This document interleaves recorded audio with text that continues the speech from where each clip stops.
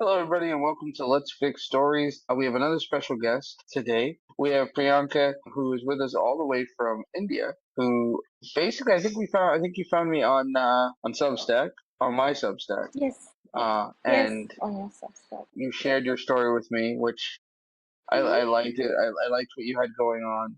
And then I thought, oh, it would be really good if we brought you on the podcast because I wanted the other team members to really get a chance to read your work and sort of help you to get it to where you wanted it to be. So today we're going to do that. But before we do that, why don't you just introduce yourself, tell the audience a little bit about you, and we'll go from there. Hi, thank you, Jared. Actually, it was Anne Seelan. Actually, it was thanks to Gabriella on Substack that I came across you.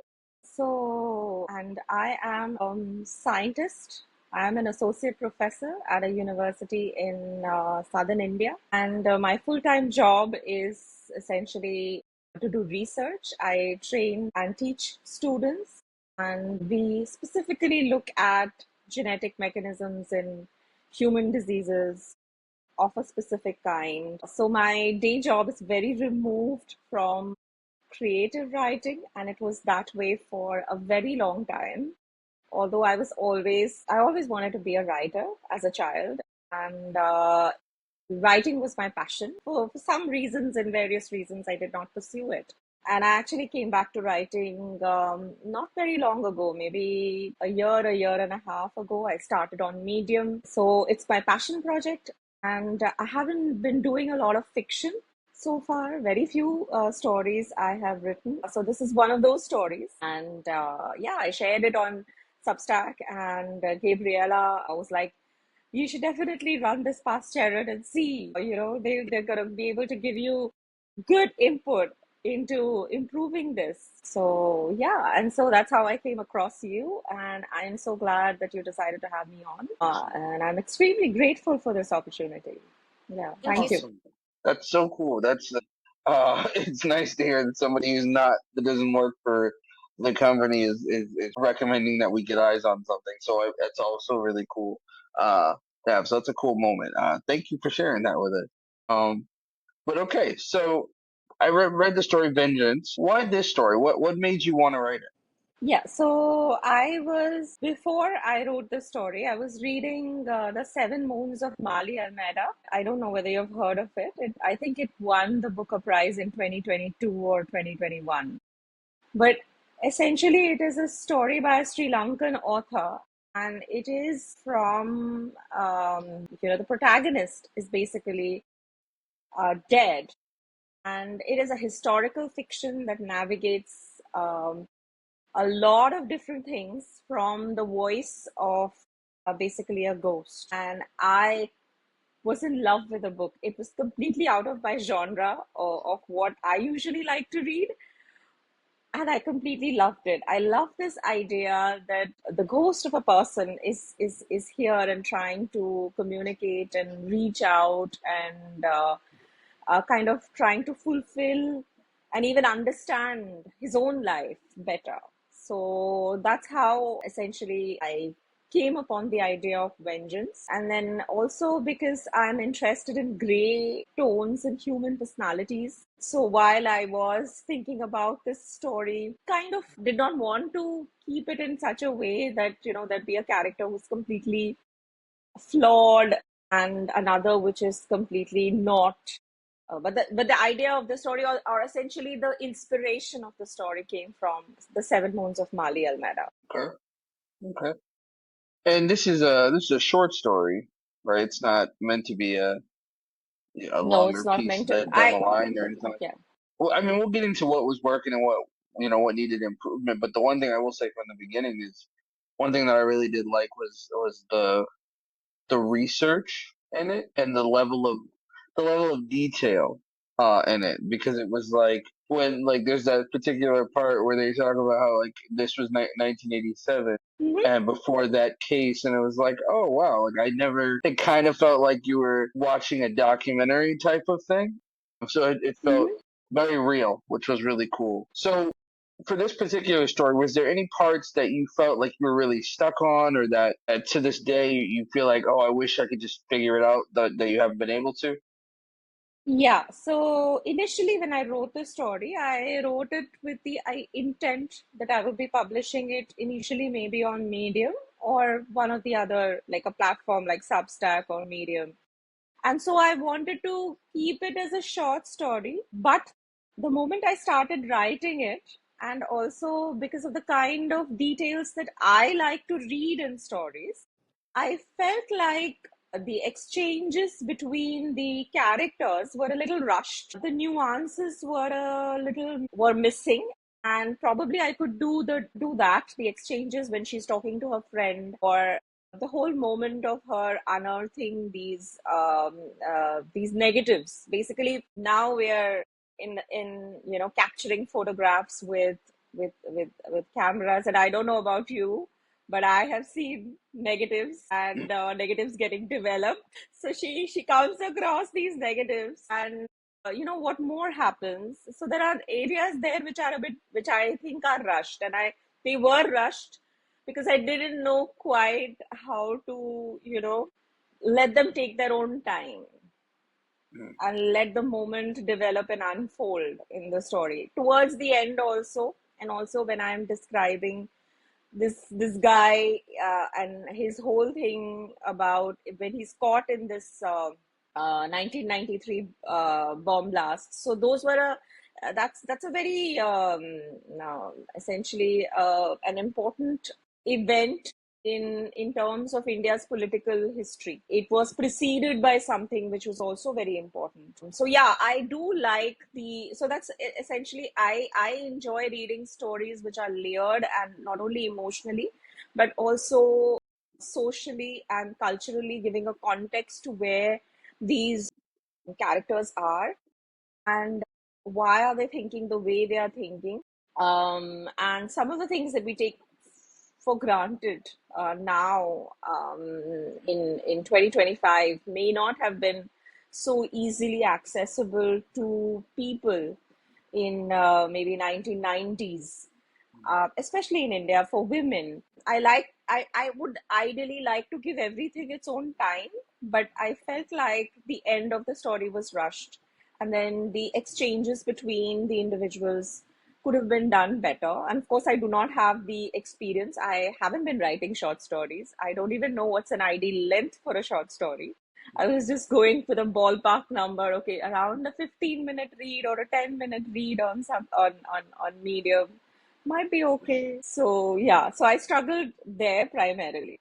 Okay. Sorry for the long-winded answer. No, No, please, no. This is good. this is meant to be a conversation. It's not supposed to just be like us telling you things from our perspective. It's supposed to be a conversation because that's how we do our best editing, since creating in general is supposed to be a collaborative thing. So we want to hear from you as much as you're looking to hear from us. Thanks. So before we jump into the audit or the review of what we thought and all of that, we usually do a little pitch. We allow the writer to sort of pitch the story and tell people, give us a quick version of what the story's about, the premise is, anything that you want to share just to give them an idea of what we're talking about, because it could sound a little abstract without at least the context of what your story's about. Right. So I thought about what the genre was, and honestly, I wasn't able to pin it down myself because it is not exactly a historical fiction. It is not, obviously. It's some kind of an emotional drama in my brain, and the core premise is this girl who is now probably in her 20s, and she's working as a journalist. She has a troubled relationship with her mother, but we don't see that playing out too much in detail because references in the story kind of suggest that her mother's passed away. But she has a troubled relationship, and she's not somebody who's at peace, and she probably doesn't understand that very well. There are references to the fact that she has had kind of a lonely upbringing because of being brought up in a family where there were kind of a lot of there was not a a happy relationship between her parents as long as they were around together. And she's very aware of that, and she's aware of the of overt and covert relationship discord. And so she's not at peace, and so she discovers some negatives in some of her father's things in her mother's closet or a bank locker. It almost makes, or I wanted to it to be to appear in the story like her father's ghost is around her. She doesn't know it, but her father's ghost is around her, and her father's ghost wants her to know the truth about um, her mom, as well as probably what had happened to her. So her mother had probably given her one version of him leaving, and that was not true. And so he's troubled by it. He's around her, and he kind of nudges her towards these negatives, which then unearth a little bit of his professional life. And he was an ambitious photojournalist, and the things that he did, and it and ties to the fact that some of the political figures can have murky pasts. So there was a monumental incident in India when a religious monument, which is the Babri Masjid, which is mentioned in the story, was demolished by a different religious faction, and that led to a lot of rioting. And post that, in 1993, followed by what is known as the blasts, the bomb blasts. And they have been pivotal in India's political story, as well as its kind of this whole multicultural dynamics that we have in India between so many religions and people. So she kind of unearths things about her present and the present context of India, which her father had left her proof of. So it is not only proof of how he died in a way, but also the fact that certain political figures were currently in power, were involved in those events. So she takes on, in the end, in the story, she's trying to write whatever she can piece together of this whole narrative.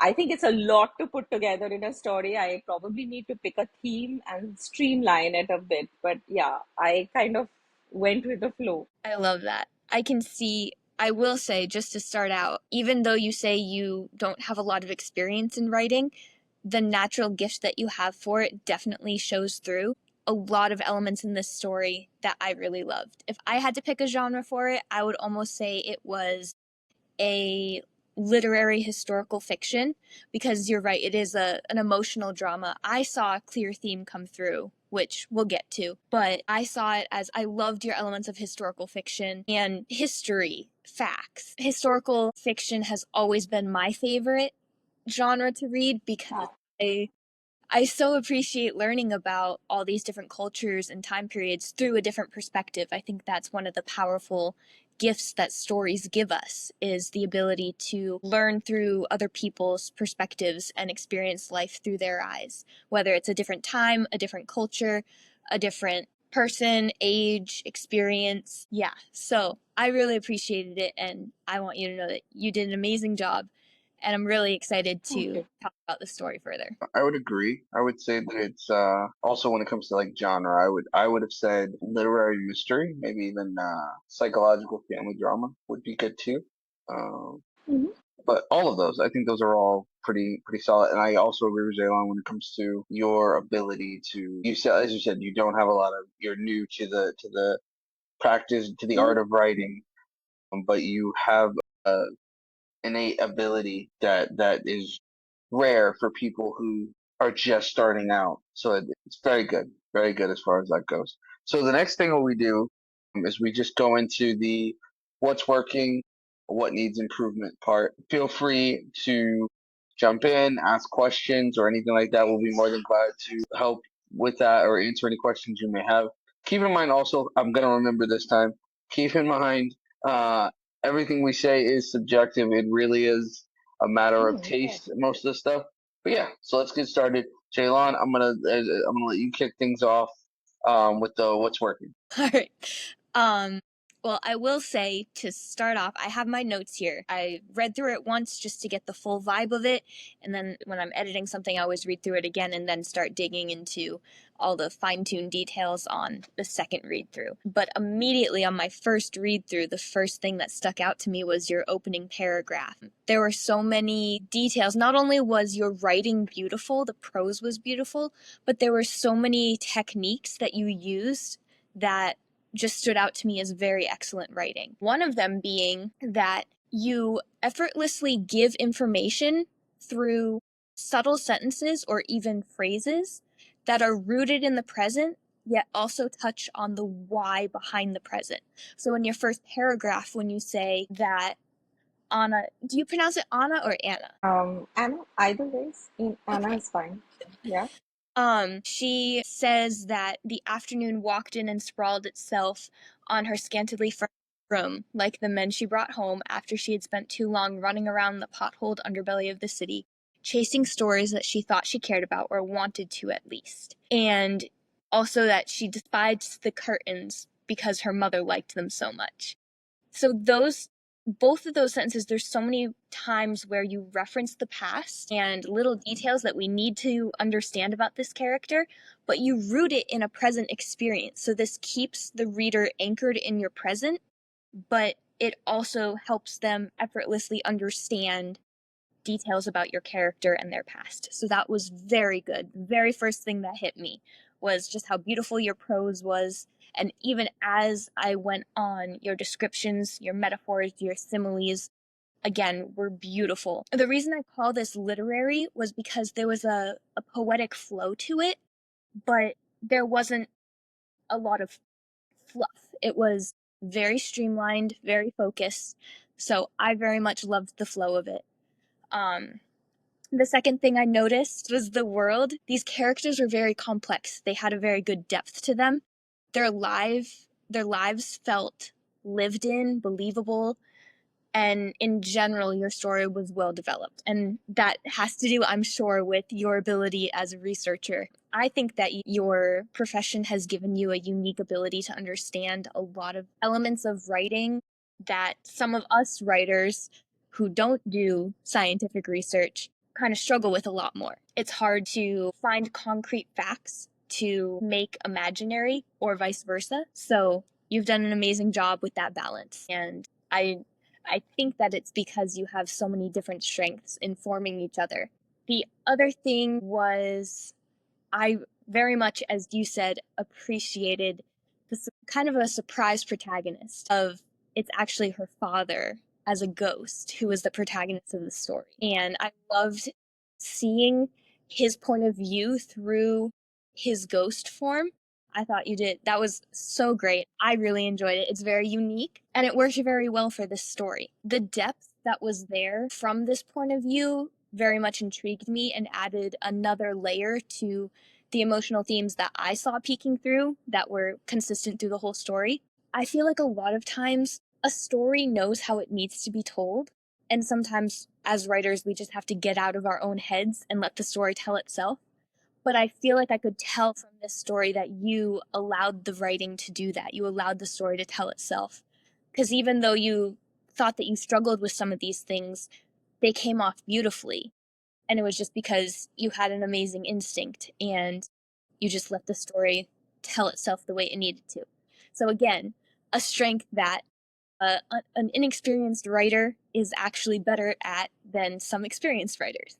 I speak for myself as someone who has not had a gifting in science or research, but has been writing since I was little. So another sentence I really, really loved was, as you mentioned before, Anna has always been a loner. She had always been alone, but she couldn't remember what came first.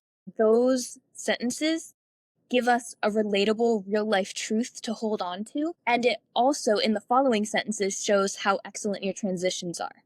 So this emotional truth immediately links to how this experience in her life made her a perceptive person, which transitions into unpacking the dynamics between her parents and the history of that in her life and how it affected her. So in the course of 3 or 4 short sentences, you transition very beautifully and seamlessly to these details of the past and the present that need to be given, which is another amazing, from a writing mechanic perspective, technical ability that you use as a writer. I also noticed another scene that I really loved, and this is just like little details, but when Anna calls Sam to ask her to help her develop the negatives that she found, I started thinking the most true things about life always seem to interrupt life, and that's because they're urgent.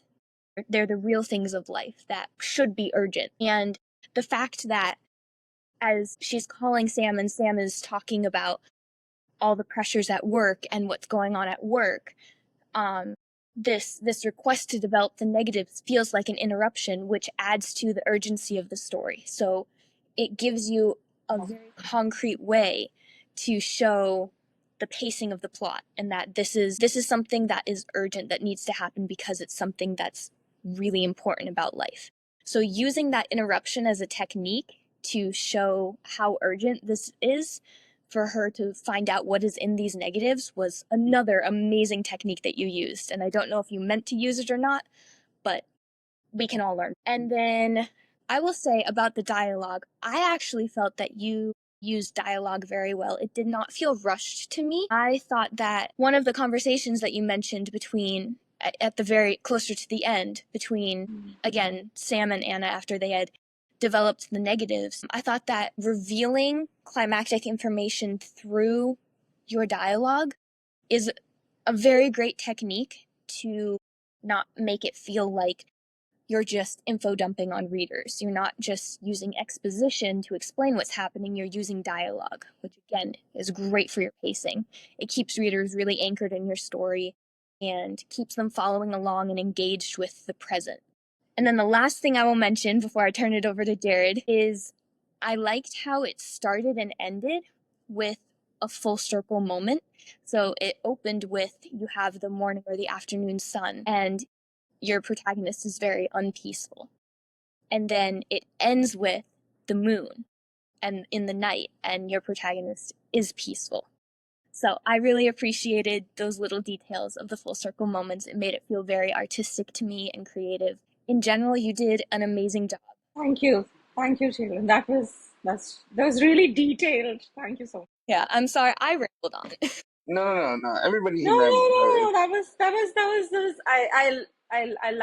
It was really nice. This is the podcast. Thank you so much. Of course. Jaylon, it was a full circle moment. Sorry, this is kind of a inside joke, but it was a full circle moment because there was a while back when we did our first podcast where it got increasingly dark in Jaylon's background, but it was really cool because the sun was coming up behind you, and so it got increasingly lighter. So it was just kind of, it was. I was noticing. I was like, It is getting lighter over there. It's kind of cool. It is getting light. Love it. But okay, yeah. So I'll go. I'll go next. So first things first, I will say that to answer I guess it's less about a question and more of an observation of something you had said earlier about short stories, and not knowing how long they needed to be and stuff like that. And I think your short story is a great length. I think it does depend on the platform in which you want to put it on. So for something like Substack, for instance, it's probably better to keep it easy to read, easy to, people, because people, they rush through it when it comes to their email. But something on, let's say, Medium, or something that you put on like Wattpad, or some other kind of thing, maybe even if you submitted to something like the New Yorker or something like that, there you can do a lot more as far as length goes. Generally speaking, people say like 5,000 to maybe 10,000 words is a good length for a short story. But I've read some that are a little bit longer than that. And that's okay too. I think once you get past like the 20,000 word mark is where you start moving into novella territory. No, well, But this is great. This is a solid length. I think also as difficult as it is to see in the reading, you as a beginning writer, because your skill is far beyond that of just a beginner. I can also see, I know you said this story was kind of inspired by another story that you really, really liked. yes. And when I first started writing many years ago, I did a very similar thing. You start pulling from the things that you really, really like, the things that really resonate with you, and then you just kind of do your own little twist on it to kind of see how it all shakes out. So you're I say all of that to say you're on the right track. You're on the track of a true writer. You know, you're a writer the moment you start writing, but you are definitely on the right track of everything you're doing is completely normal and is to be expected. So for me, the things that worked, the dual POV worked really, really well. It was surprising to me. I didn't expect it. I didn't see it coming. So when it happened, I was like, oh, I like that. I like that a lot. Personally, I'm really, this is going to sound weird, but I'm really morbid in my spirit. I tend to really enjoy ghosts and mortality and things of that nature. So the fact that the other protagonist, or the protagonist, is a ghost was kind of a cool thing. The narration from Anna's father gives the whole piece a spine. It's not just a structural choice, but it's also a cool thematic one. At least it felt like one to me. It lets us feel the ache of regret in real time. So what KK is, what ultimately, I mean, to me, the idea of being dead and watching a loved one go through life, or and then recounting your own choices and things like that. I feel like it's only necessary in this kind of story, and I think you did it really, really well. The scenes where he's watching Anna Reed, watching her uncover his life, are those are some of the most emotionally potent ones in the whole story. And I thought that was like really great writing. Again, these are tactics and skills that a lot of writers who've been doing it for a very long time don't do. So you should be very, very proud of that. We're proud of what you've done with that. The second thing that really stood out to me was you did a really good job at finding the emotional core. The story isn't really about the bombings or the negatives. To me, it felt like it was more about a daughter realizing that her parents were not who she thought. And it's about being raised inside a lie and deciding what to do with with the truth, which is powerful. There's grief, anger, the betrayal. It's all grounded in something real, and I think that any story that's grounded in real, that comes from a real place. You know, the interesting thing too with your ability to write, and this goes back down to your research, is I didn't know that you were a scientist in your day job. I thought you were a journalist when I read this. I was like, maybe she's a journalist because she's like just she knows what she's talking about here. I was like, this feels like somebody who does this for a living. So that within itself, it felt very real to me. I don't know how else to describe it other than like it really felt like I was reading. It felt almost biographical in a way. And that's really hard to do, especially if you're not in the field. If you are in the field, I think it's a little bit easier to make a story feel biographical because you do it every day, so you're just sort of talking about it. But if you don't, you have nothing to do with journalism, and you still make it feel like a journalist wrote this. That's really, really good. And the cool thing else that I also liked about it is you have an unflinching nature about you. You were not afraid to go there. You're writing about journalism, about trauma, about corruption, the complicity of silence. You're not pulling any punches, and I'm a big fan of that because in my writing, I wish Charles was here because Charles always talks about the one thing Charles always says to me is when he reads my stuff, he's like, I wouldn't have done that, or I wouldn't have gone there, but you did. So whenever I see another writer who's like, oh, I'm going to say the thing. I'm going to say the things that most people are going to be a little scared to say. I'm always like, I root for that. There's a lot of political tension here. There's moral ambiguities, and uh, I love morally gray people. Jaylon will Mm-hmm. tell you that. And there's cost. You're not playing it safe, and that I felt like it gave the story actual life. It wasn't just it wasn't a fairy tale story. And out of all the books, all the stories that we've read on here, each has been great in their own way, but they're all, most of them, some I think the ones that I've been present for have been like fantasy and things of that nature. This was like a really real world stuff, and it felt real. And I really like that. You paint vivid and cinematic moments. Any writer who does anything cinematically automatically has a medal in my book. I like to try to write cinematically, and I enjoy reading things that are cinematic. I think I say this in every episode. When I read, my patience is very, very, very low for most things. And as I said in the episode we just did, I am the worst kind of reader. I will give you 2 or 3 chapters, and then I'm done. This fortunately was a short story, so it was a little bit easier to digest. But even within it, reading it, it felt like I was watching Narcos or I don't know, one of those like crime shows. Not the documentary ones, but like one of those fictional crime shows, and it felt cinematic, and I really, really enjoyed it. The bomb blast, the women in flames, photos on the table, and at her desk with the night jasmine blooming. These moments, they aren't just visual, they mean something, and you know how to make images carry emotional weight. And I really, really like that. So those were the things that really worked for me. Before we jump into what needs improvement, did you have any thoughts about anything or have any questions before we move on? Thank you so much for all the feedback, and I want to apologize to Taylor because I did not pronounce your name correctly in You're the fine. beginning. You're And We I'm didn't a either little, for a long time. yeah. So She yeah, worked I here. never expect anyone to pronounce my name right the first time, so no, no but worries. yeah, I'm so out of the field of writing that it feels more solitary to write than even possibly. I mean, writing is a solitary exercise for all writers, I'm sure, but it feels more solitary because my day job, it's not that I can take the story to anybody, they can have a read or give me feedback on it. So it's great to know what works. And yeah, I am looking forward to know what doesn't work so that I can work on it and make it go a little better. Yeah. Oh, that makes sense. That makes sense. Well, that's what we're here for. We're glad to be able to talk it through with you. So let's dive in. Let's dive into the what needs improvement. Elon, you want to go first? Do you want me to go first this time? How do you want to do it? I'll let you go first because that way, if I took any notes that overlap yours, we only have to say it once. Gotcha. Okay.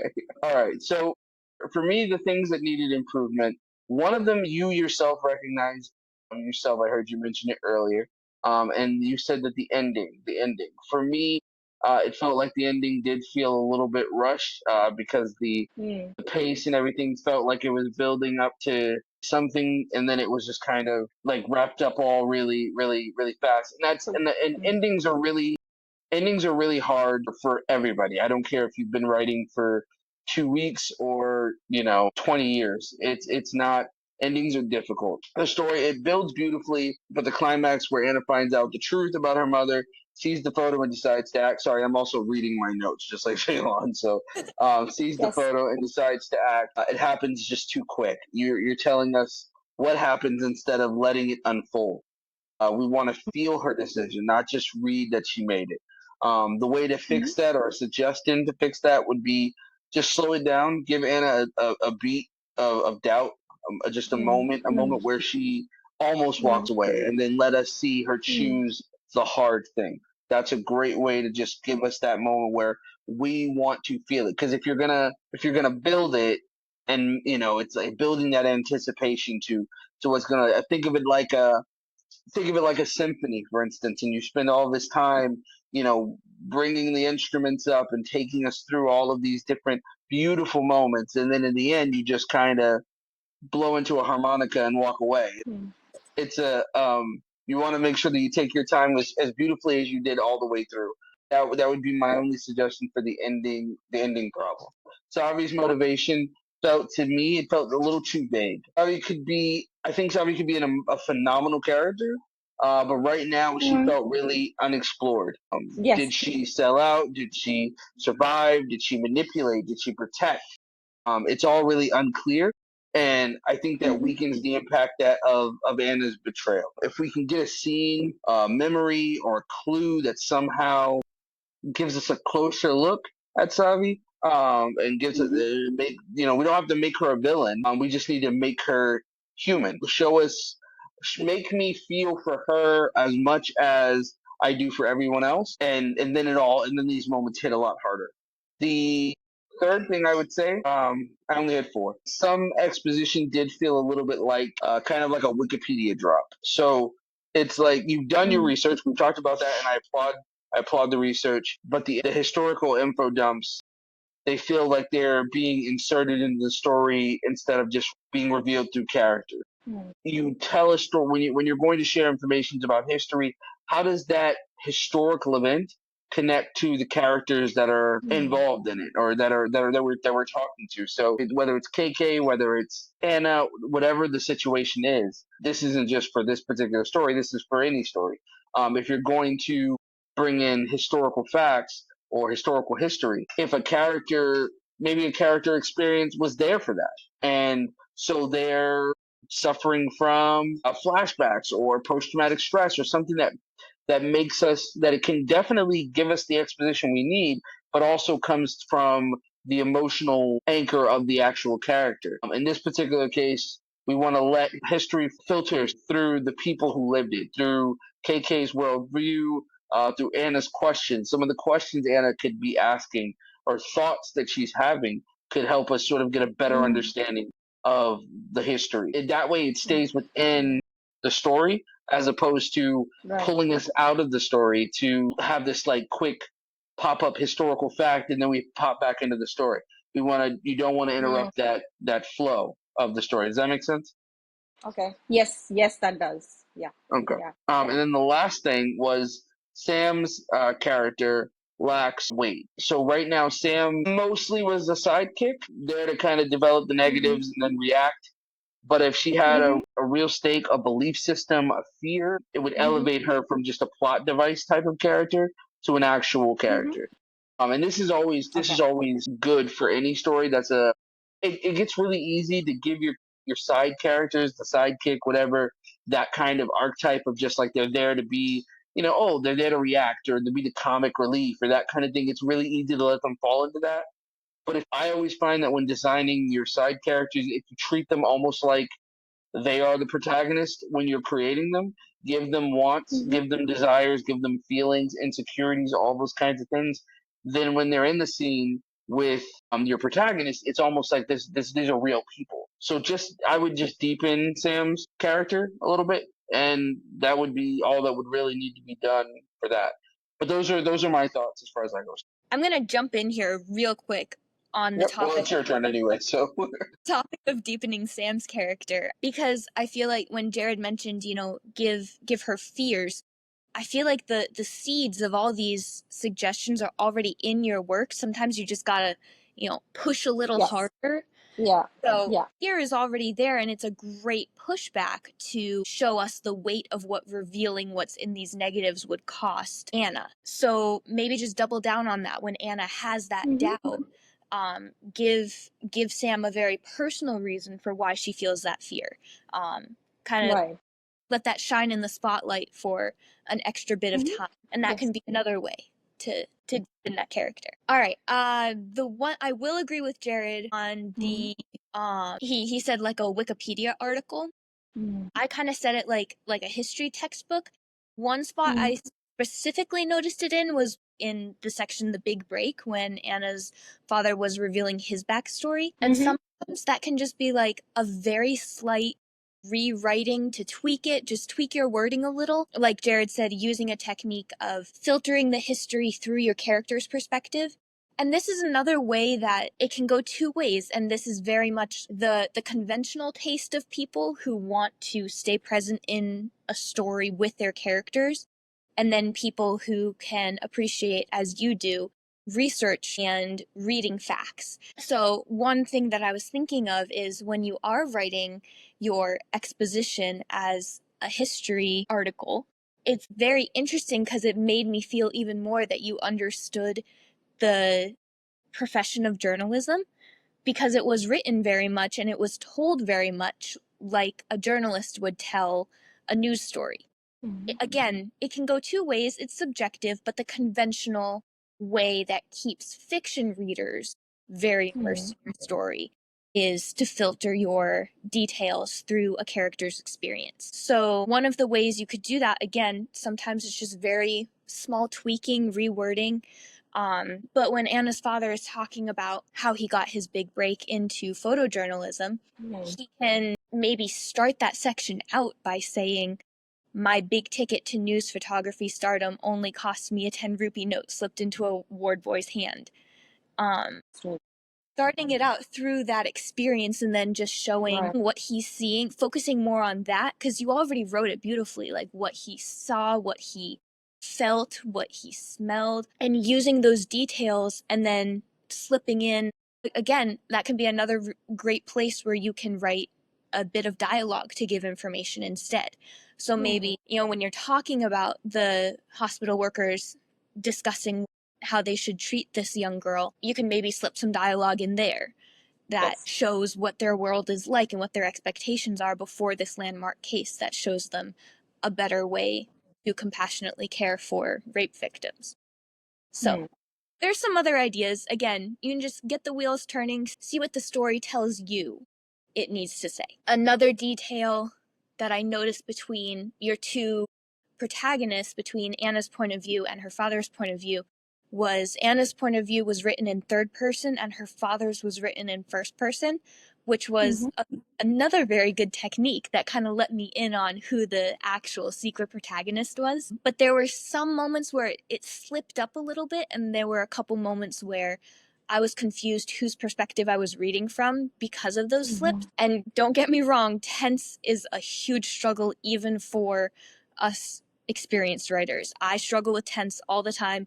When Charles, one of our other editors here, shared his story on our first Let's Fix Stories episode, that was one thing we talked about. Like, even for an experienced editor who has been teaching English for so many years, tense is still a struggle. So, not at all something that is not able to be fixed. It is totally understandable, and it is very difficult. So no worries, but just pointing that out. If you do get an editor, very easy fix, just something to keep an eye on. So yeah, tenses and first person versus third person point of view can be little mechanical details to clean up, which will also help anchor your reader better because they know exactly whose eyes they're looking through and when in order to understand the events of your story. A small detail with dialogue, this is a personal taste and more because, again, conventionally thoughts, like internal monologue thoughts, are written in italics, and you don't need to put dialogue that's already in quotation marks in italics.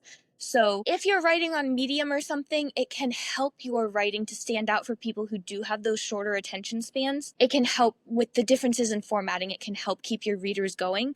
So this is another detail where it's going to depend on where you look to put this story in order to get people to read it. If you submit it to a professional publication, they're probably not going to want to see those italics as far as for anything in quotation marks. But if you're publishing on Medium, that can be totally fine. That can be a stylistic choice that is actually smart if you're posting in those places where your readers are looking to spend, a very short amount of time with half their attention span, half their attention on something.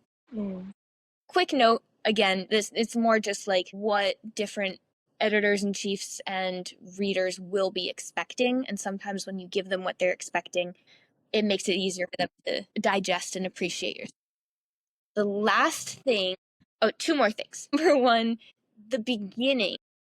I loved your opening paragraph. Some of the location switch, some of the setting switches seemed to jump a little fast or unclearly. So a lot of times in the first section, we'd be in one location and then we'd be in the next location, starting a different paragraph, and I didn't quite understand why. So that was only one little thing that disrupted your flow a little bit, and I think that it might work to eliminate one of those jumps and also get people to understand the emotional core of your story even faster if you open with Anna finding the negatives in the bank box in her mother's thing. I think that should be something that happens within that first section. It'll help pull your readers in emotionally to help them understand what's going on and the emotional weight of it. So if we understand that Anna's mother has died recently and she has found these negatives and now she has to figure out what to do with it, that's immediately going to get someone to be drawn into your story and understand the emotional weight of it. I think that is it for me.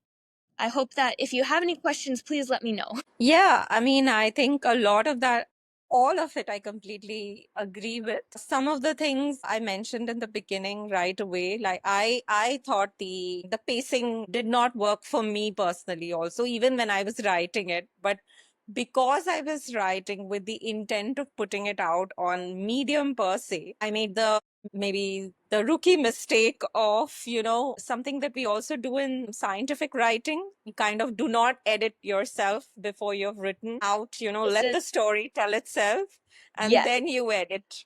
So we do that in scientific writing as well. And I kind of tried to do that before and it did not work for me. So I agree with all of those points. I love the idea of, kind of fleshing out Sam's character a little bit and then letting us and humanizing, not humanizing, I mean, she's already human. Savi's character, the fact that we do not know what her perspective is completely, there is a little bit of a hint of it, but not as much as there probably should be. So yeah, I love those points, and of course the technical details. Yeah, it's really really nice to know what else and to kind of work on this idea that you kind of told me about the to not have it more like a Wikipedia or like just like a fact, but kind of weave it through the character's experience and bring it out more. So for some of the technical details, so I think yeah, all of that was something that I was not thinking about. But and also Sam's character and all of the other like developing the nuances on Savi's or even Sam's character, giving her a motivation, a foundation in the story, or a stake in the story at least, were things that I was not thinking about. But yeah, those would be great to do, and they would help with the pacing and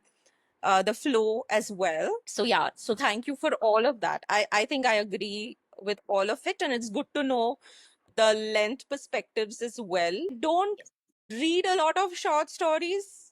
I should fix that. That's an easy fix. But yeah, I haven't read a lot of short stories. And even when I have, I think you don't think about the length of things. Like when you're reading something, you're not like, okay, how many, what's the end to end word count for this? Of course, because I'm more of a leisure reader. And so that's these are things that probably for people who are more immersed and who are completely in the writing field in literature and teaching English, it would come to you much more easily. But yeah, so it's good to know that. And yeah, I thank you so much for all your detailed insights and recommendations into what does not work as much as, of course, what does. So that's good to know, but this is even better. Your process is right on. You let the story tell itself first. You don't go back and edit as you write. You just let it come out as it's supposed to come out. And then I can say, being both a writer and an editor, reading for leisure and reading for editing are two different things. And self-editing is very difficult, if not impossible, because you have your perspective of someone who wrote it. So you've done an amazing thing taking this step and sharing it with someone. And I really, really appreciate your bravery in putting this out there, putting yourself out there, because it's definitely a deeply personal story. And it's really scary to put writing out there, a story that you've written, especially when it's your first story and you don't have a lot of that confidence from experience. So amazing job. I really applaud your bravery. And I'm so grateful that you chose to share this with us. Thank you so much. Thank you. It's not my first story, though. I have written stories earlier, but I think in the span of a year and a half, this would be my second story. There you go. As a child, I used to write stories. I mean, up until college, I was writing a lot. You can see natural.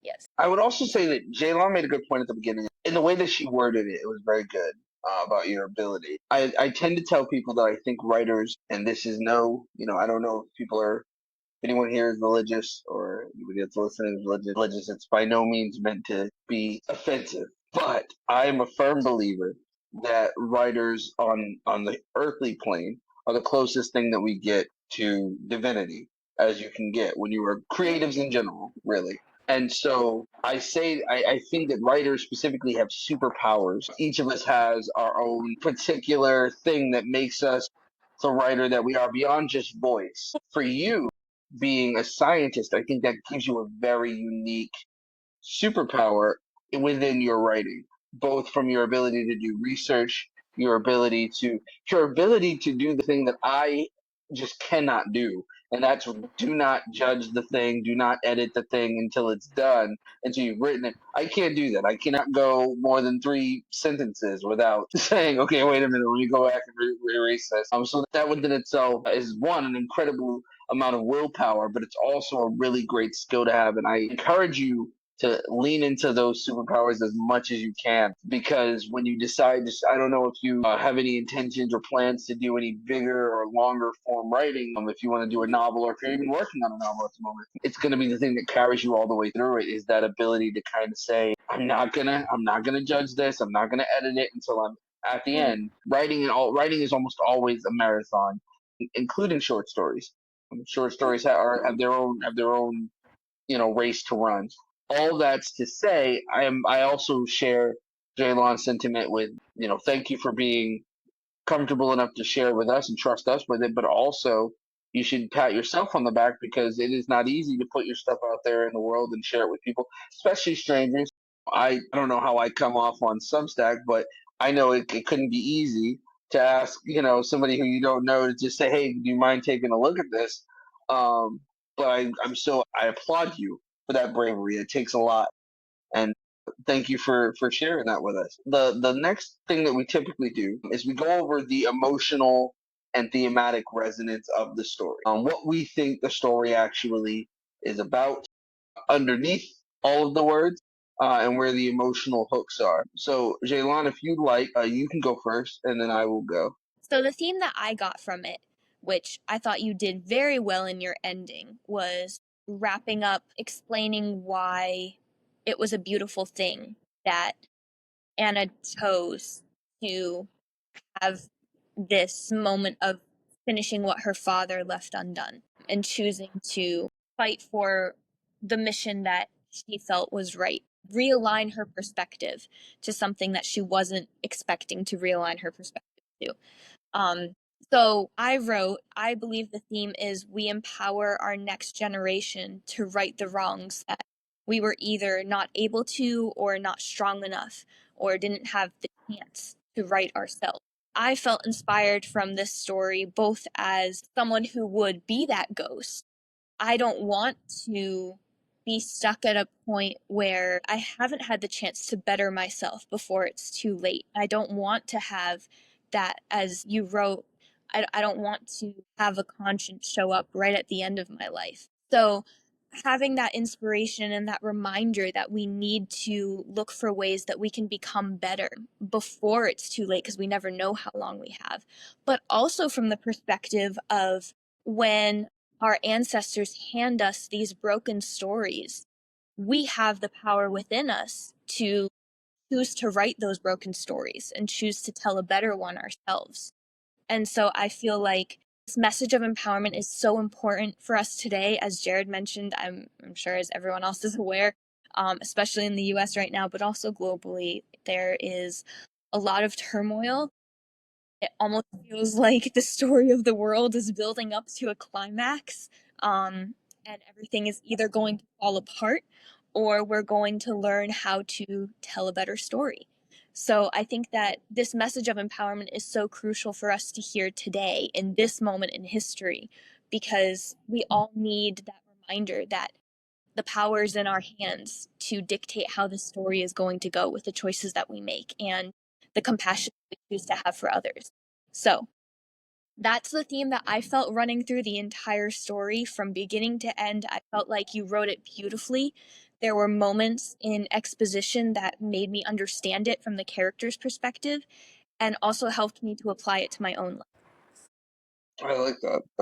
That's true. I agree. I think the other thing too with your story and my family is there were a lot of secrets, a lot of things where I thought that I knew the people in my family, and in recent years, as I've become an adult, I found a lot of things that I didn't know, that shaped my view of those people, my view of myself, my view of the world that I lived in. I had a very interesting conversation today, without going into too much detail, with Charles, and we were talking about how one of the reasons why sometimes when bad things happen in our lives, where it be a family member or something like that is hurt or we are hurt or something like that. It's the shattering of your worldview. The thing that you believe about the world suddenly is shattered, and the depression or the anger or the betrayal, or everything you feel after that is really just your brain trying to recalibrate to a new worldview. And I feel like in a story like this story speaks to that kind of situation. This to me was a story that was about what we inherit when nobody tells us the truth. It felt like it's the way silence gets passed down about the people we lose before we really even know them, about how love and ambition, betrayal, and justice can all live in the same family. Sometimes the only way to be free is to speak the thing that nobody else is going to, which is which is super super timely for One Brain arc at the moment. But it's what makes this story so powerful isn't just the conspiracy or the politics. It's that Anna doesn't want revenge; she wants truth, and by choosing to tell it, she breaks the cycle her parents couldn't. That's not just a plot. That's a choice, and that means something. That's really really great. So to me, that's what this was really about, and I loved every bit of it. I loved that so much. It's one of the reasons why I really do like doing the show is we do get a chance to read all these different stories from all these wonderful voices and people with so many different points of view. I know nothing about India, but I feel like after reading this, I learned a little bit more. I got to see a different worldview, and I got to see something I would have never seen before, seen if without going to look for it, which I've never had a real reason to do so. But this really did helped me to realize that even though we're across an ocean from one another, we might just understand one another, and understand where we come from, and the kinds of things that the kind of things that we deal with here, or where I deal with in my world, you deal with, or your characters deal with, and I'm assuming that it comes from a real place for you in some way. So Mhm. in this moment, we're not just connecting as writer to writer, but we're connecting human to human. And I love that your story was able to make us do that. So that's what I was thinking as far as that goes. So the last thing that we do, before we jump into like our final thoughts, was there any questions? If you could ask us one question, was there one question that you had that we could answer before we jump into our final thought, or did we No, answer I all your questions? you did answer more than the questions that I had or whatever I could think about. Yeah, and that is because that's actually a limitation of mine because I do this. I mean, of course, a lot of us are doing this on the side as, a creative release. So I don't spend as much time with my stories or the character that I have built or the characters that I've built as much as they need to. Yeah. So yeah, you've shown me where the rough edges are in a very nice way. And as well as many of the things that I was not thinking about. So yeah, you've answered, I think, all of my questions, and it's good to know about the technical details about how to put dialogues in as well. That was another bit that I forgot to mention. That was also good to know. Yeah, I don't think I'm unsure about anything right now. Yeah, Awesome. Good. That means we did our job too. more than that. So Jaylon, would you like to share your final thoughts before so we can get out of here? Well, let Priyanka get on with her day. Yes. You woke up so Her day is early. just starting. Yes. No, no, no, no. I usually wake up early because Okay. I have a daughter and a full days. So I usually like to wake up early and, get some quiet time and get some movement in. So it was not that early. And I haven't run a marathon, but I have run a half marathon. So when I am in half marathon training mode, I usually wake up even earlier just Okay. so as to make sure that I get my runs in. So it's not that uncommon. And across continents, we've had to do this with our collaborators or other researchers. So it's perfectly fine. I'm delighted that Gabriella gave me the suggestion, and I actually sent the story. And yeah, Jared responded. I wasn't even sure if he would, and you decided to have me on here. So I'm absolutely thrilled that you did, and I'm grateful for it. It was amazing to meet you. I guess my final thoughts would be, even as you feel like we answered all your questions on what can be even better moving forward, I hope that you got a very clear and encouraging picture of everything that shouldn't change because you're already doing gazing at it and you're telling a story that needs to be told. And I am just very honored and grateful that, again, you had the bravery to share this with us and give us this experience of connecting across cultures and continents and oceans with another human being. It's a way that this world will heal. I appreciate being able to be a part of that because of your bravery to write and to share what you're writing. Thank you so much. I usually do this. I usually write down my final thoughts along with my other notes, so I wanted to want to read them instead of you. But I want to say this. I want to say that this story hit me. It wasn't clean or easy. It was real, and I love that. You're telling the kind of story that isn't just about trauma. It's about what people do with it, things that people bury, what they pass down, what they lied about to survive. You wrote about legacy in a way that was personal, and you made me care, and that matters because you know I don't I don't just care about anything. So, but when I do care about something, I care very deeply about it. So you were able to do that. I felt the weight that you're carrying in this piece, the grief. I felt anger. I felt truth, and all of that come and everything that doesn't come necessarily with being at peace. That kind of storytelling, though, doesn't come just from a person's head. It comes from a person's gut, I think, and you've got that. My hope for you is that you keep on pushing into the spaces where they hurt, where it's messy, where the answers are never simple. That's where I think I think that's where your voice lives, and it's a voice worth listening to. You are not just a writer, you are a witness, and this story proved it. So keep going because I think you are so much closer to being on the level that you want to be, from what I gathered from you, than you might think. You did fantastic. So thank you, Priyanka, for sharing this with Thank us, you. for giving us a glimpse into your mind, into your spirit, into your soul, and allowing us to know who you are. I really appreciate Thank that, you and I so hope that much. we get to read more of your stuff. Sure. And of course, Yeah. we're always here to help if you need it. So this was fantastic. Thank you. Yes. Thank you so much. Of course. So the last thing we do before we get out of here, if you want to let people know where they can find you, if you have a Substack that that Yes. you're on, if you want to just share that with people so they know where to find you. Yeah, I'm on Substack with my name as Dr. Priyanka Upadhyay, and I am there on Medium as well under The Ordinary Scientist. And I've been writing for a bit longer on Medium. I'm also there on LinkedIn as Priyanka Upadhyay, Dr. Priyanka Upadhyay. So it's kind of my professional platform. And yeah, I'm there on Twitter as well. But for all purposes, creatively, essentially, I think Substack, Medium, or even LinkedIn is great. Awesome. Well, everyone Awesome. should go follow Priyanka. We'll link some of your stuff down below so people can go read what you're writing because it is very Thank you. Thank you. Thank you so much, Jalen and Jared. No Of problem. course, of course. And so this is the part Yes. where we talk to the audience themselves and we tell them that if this episode gave you clarity, or you like some one-on-one feedback, you can also be a guest on Let's Fix Stories. You can submit your story at onebrilliantarc.com or at our Google form, which is going to be in the show notes. If your story is stuck or you're overwhelmed or it feels unfinished, but we have no problem helping, we can fix it together.